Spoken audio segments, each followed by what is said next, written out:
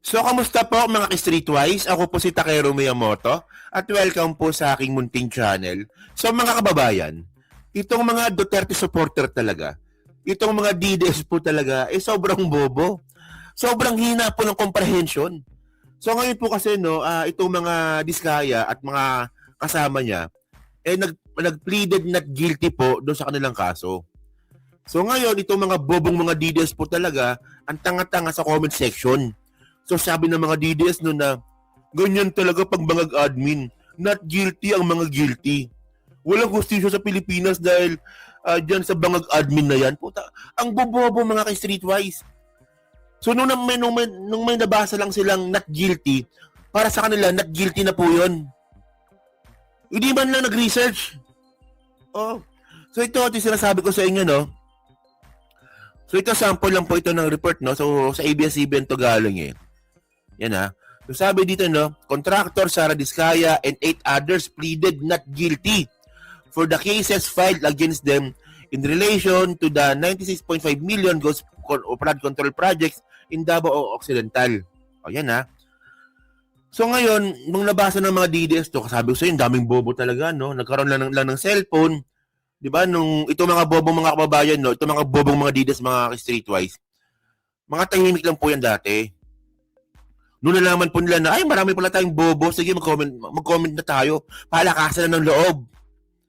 Noon nalaman nilang bobo sila, no? Nung nalaman nilang marami silang bobo sa internet, naglakas loob na po silang magsalita. Samantalang dati, mga sa gilid lang yung mga yan. Oh.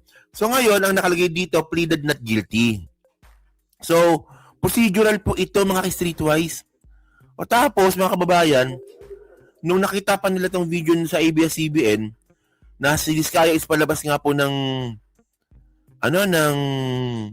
ng korte. Ito, pakita ko sa inyo. Yan ah.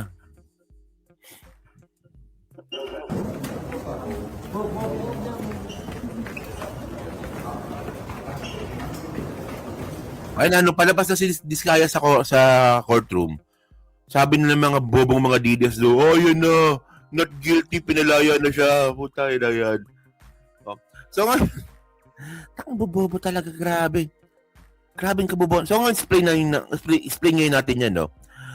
So itong pleaded not guilty, mga kababayan, is ano to? Procedural po ito. Puta, baka mamaya naman mga DDS, pati procedural, hindi pa maalam ibig sabihin, ha? Oh, proseso po ito. Yung pleaded not guilty, mga kababayan, proseso po ito, no? So sabi dito, a not guilty plea is a formal declaration by defendant in a criminal case that they deny committing the alleged crime. Okay? Forcing the prosecution to prove guilt beyond reasonable doubt at trial. This plea doesn't necessarily mean factual innocence but asserts the defendant right challenge the charge. O yan na. Walang yan. Malinaw naman dito, di man lang nag-research o comment ng comment. So ngayon, ibig sabihin nito mga kababayan, kapag nag-pleaded not guilty itong mga akusado, ibig sabihin nun, tuloy yung kaso. I-challenge niya nga po yung prosecution. Labasan ng ebidensya. Oh, syempre pag kayo po kinasuhan po kayo, kailangan namang aminin ninyo. So kung inaamin ninyo, pleaded guilty kayo. So wala nang kaso. Tuloy-tuloy na sa pagkakakulong. Pero na pag kayo po ay nag-pleaded not guilty, ibig sabihin nun, tuloy po yung kaso. Ko naman mga kababayan, no? Grabing katangahan talaga ng mga DDS talaga na to. Sobrang hopeless na po talaga nila. So, ngayon kung usaping guilty o not guilty yan mga kababayan, no? Tandaan po natin, no? Itong mga senador po dapat, kailangan na po itong imbestigahan na po talaga. Agad-agaran ng ombudsman. Tingnan nyo to, ha? Kasi bukod nga po dito sa mga Diskaya, na tayo po natawa nung nakulong, mas matutuwa po ang taong bayan kung may makukulong pong senador. Oh, especially ng ebidensya po sa kanila, sobrang lakas. Parang ito, si Jinggoy, saka si Joel, former DPWH executive, links Estrada Villanueva to kickbacks. Ito po documentary evidence po ito. Testimonial evidence po ito. Oh, so ito tingnan nyo ang sabi nga dito, At the second House Infrastructure Committee hearing on the anomalous project, Bryce Hernandez said Estrada and Villanueva received at least 30% kickbacks from nearly 1 billion worth of flood control projects in Bulacan. Oh, may testimonial evidence, may dokumento. Oh, 'di ba? May paper trail. Oh, ito yung mga guilty po talaga. Oh, so bukod nga po diyan, sabi pa dito, Hernandez testified that Estrada maneuvered to allocate 355 billion in the 2023 national budget and Villanueva appropriated 600 million in the 2025 budget for funding in the province's first district. O, di ba, puta? Nagkakontrabahan pa talaga sila.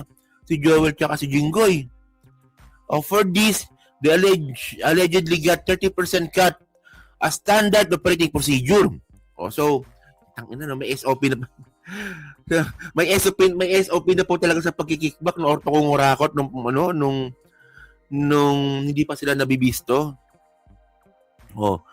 Bukod nga po diyan kay Villanueva. Ito, meron pa yan dito eh. Ito, yung kay kay Escudero.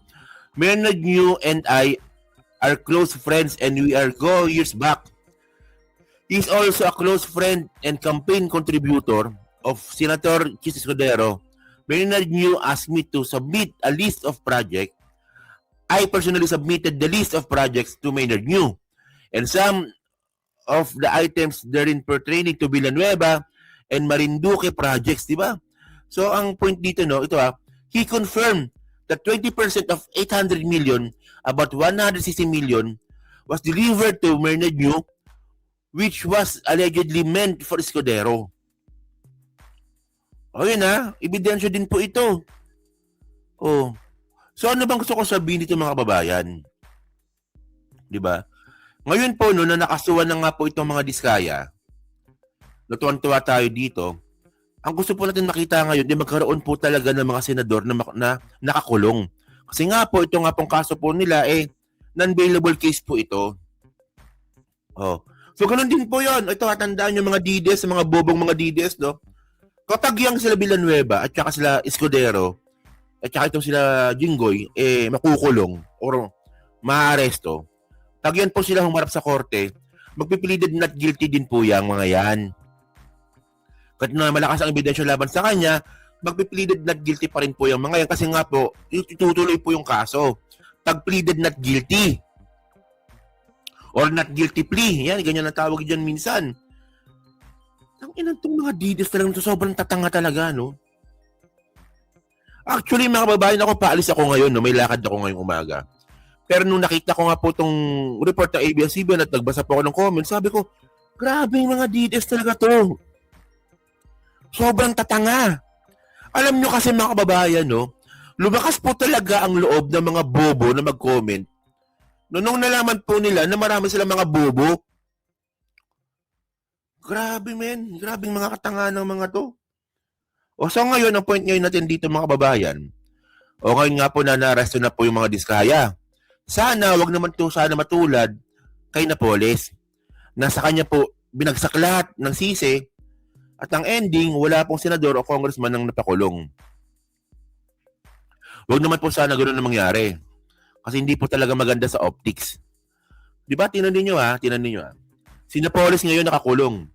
Ang hatol sa kanya, more than 100 years pataas. More than 100 years po yung more than 100 years po yung naging parusa po kay Napoles, pero walang senador ang napakulong. Bakit? Di ba? Hindi ko alam, di ba? So, kasi ang labo nun makakapag-nako ba si Napoles mag-isa? Di ba? So ngayon, ganoon din po nangyari po dito kay Diskaya. Hanggat siya pa lang po ang pinaka-big fish na nakukulong.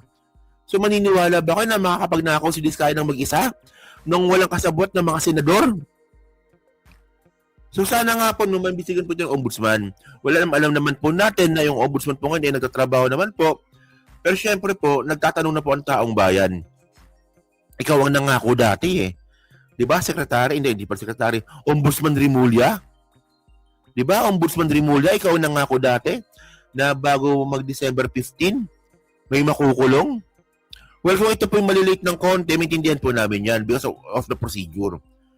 Pero sana, wag naman po sana matapos itong taon po na to, na 2026, na walang makukulong na senador. Sana by this month, o kaya next month.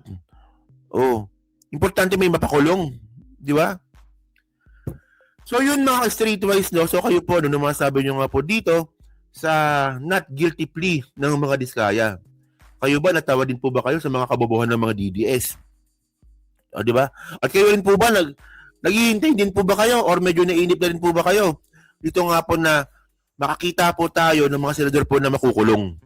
Di ba? Ayan ang mga issue natin ngayon eh. Oh. So yun also, mga kababayan, no? So yan po sa Team Replay. So syempre po, pakicomment lang po sa baba. At binabasa ko pong lahat yan, no? And then, syempre, kung di naman po kalabisan, no?